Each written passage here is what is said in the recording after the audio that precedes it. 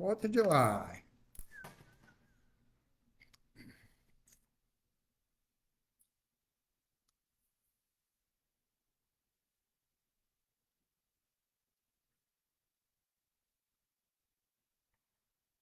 Good evening, Tony Dottino doing my live with Tony on the 4th of July. It happens to be on a Monday, so I do my Monday, Wednesday, Fridays and promised that I'd be here today. Though I must tell you, I'm a little bit late because I spent a little extra time at the pool. The water was just spectacular. It's warm. We're here in Windermere, Florida, where it's in the mid 90s. Enjoyed watching a lot of kids throwing balls around, swimming, laughing, playing.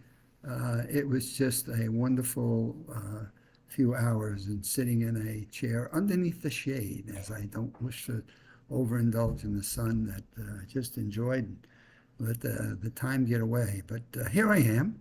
It's my Monday, July 4th, and I wish all of you a good holiday, and hopefully we all respect the blessings and what we have in our country. And it totally comes into an article I'm reading. So I'm reading, as you know, I go to the pool and I swim a bit, but read a lot, do crossword puzzles a lot. And I'm reading this article on school kids' secret fears. And boy, if this does not tie in to what I have learned in the business world and now give me a root source to where this all starts.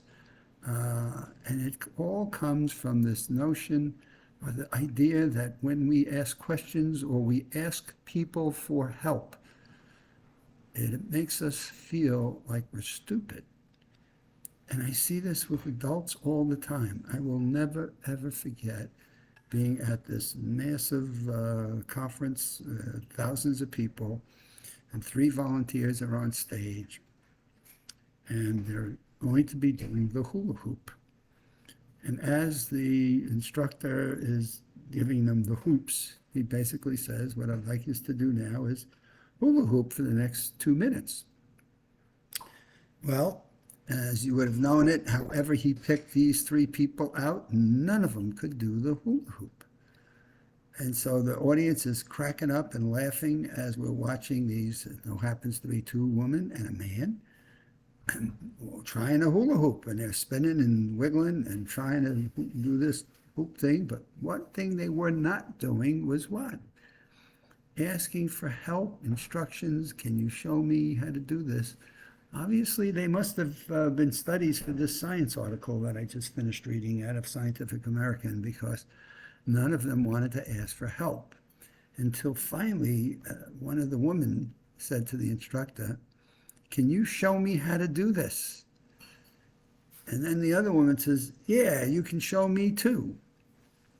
At which point he said to the 2 ladies, would you just mind stepping aside for a few, and I'll gladly show you how to do this. Well, guess what? The man that was on the stage, well, he wasn't going to have it. He was not going to ask for help. And so for several more minutes, the audience is laughing, cracking up, and crazy. And finally, the instructor of the session finally had to say, okay, this has gone on long enough. Are you ever going to ask for help?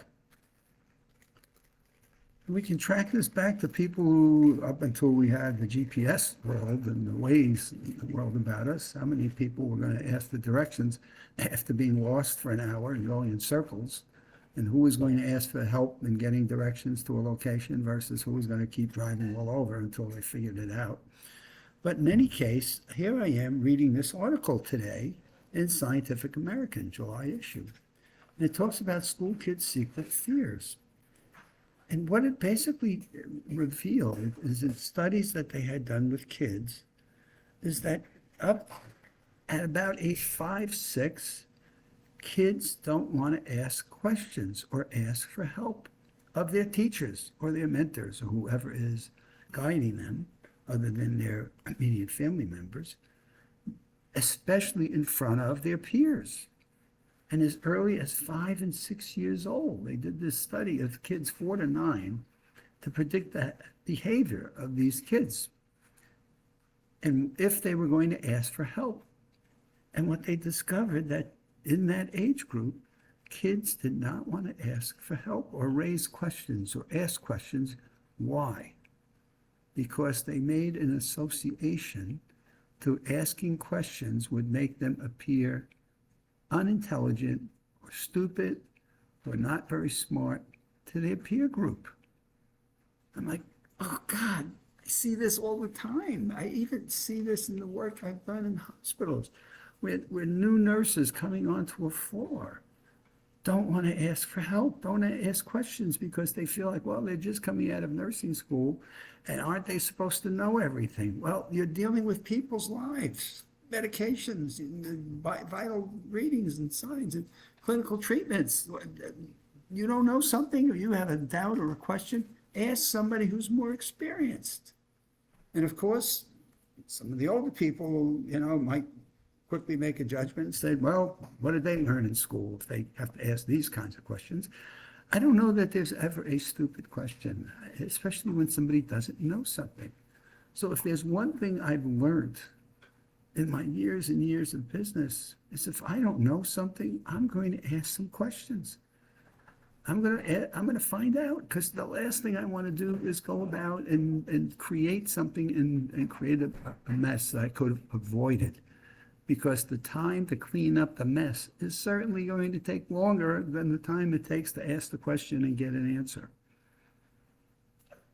So here we go with these kids, right? What they learned, these kids. They choose either of these two kids, and one that seeks help and one that doesn't. Children thought that the kid who wanted to seem smart would be less likely to ask for assistance. Children's expectations were truly reputational in nature. They were specifically teaching about how the characters would ask and act in front of their peers, and when assistance was sought privately, children of both characters were likely to ask for it. So now comes, if you're in a group, my goodness, I'm not going to ask for questions in front of my peers and make myself look like the unintelligent one.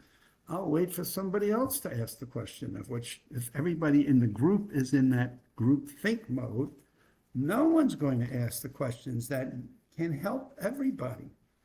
I remember I was in a workshop and learned what, I was in a flying phobia workshop, and it was like 25 people in it. And I was asking the questions throughout the workshop day. It was the first day, it was a Friday, Saturday, Sunday, and on day one, and I was asking questions about the plane and the wings and the flaps and landings, and man, I was going to get every answer to every question I had about this fear that I had about flying.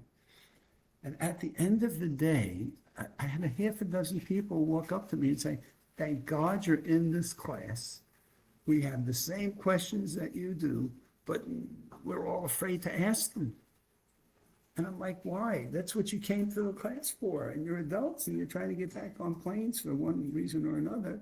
And nobody's asking the questions. And, I said, I'm happy to continue to do so because I want to get those answers. They're important to me. I don't know those answers. Otherwise, I'd be flying jets, out of JFK or LaGuardia airports. And so the instructor was wonderful. Never once did the instructor ever look at me and say, stop asking your questions. It was like, my goodness. So in the world of hospitals, when new nurses specifically come on board, I was always on the alert. A new nurse coming out of school, desperately needed on a shift, desperately needed in terms of the care of the patient, always wanted to give them the space and create the environment where they would ask the child, I call them the childlike questions. And very often in my research on creativity, I uncovered and discovered that very frequently the childlike questions led us to the best creative solutions. Now, what does this all have to do with memory? How many people have I met, and I meet them every day, think they've got a poor memory, are afraid to admit it, are afraid to ask the childlike questions about, might I be able to learn something to help improve my memory? Is my brain a goner? Am I going to have dementia and Alzheimer's, and therefore, man, there's no hope for me? So I love when people, they go, oh God, you founded the USA Memory Championship. Is there anything I can do to become better at my memory? And the answer I was given is yes. There's a whole lot that we can do. There's a whole lot more that you can do than you ever thought possible, which is the whole purpose for the USA Memory Championship. So build up some courage, raise some questions. You got any challenges in terms of your memory? You know what? Send us an email. We'll help you. That's what we're all about. Anything in your life you don't know, ask somebody the questions. Don't freeze, and we'll see you on Wednesday.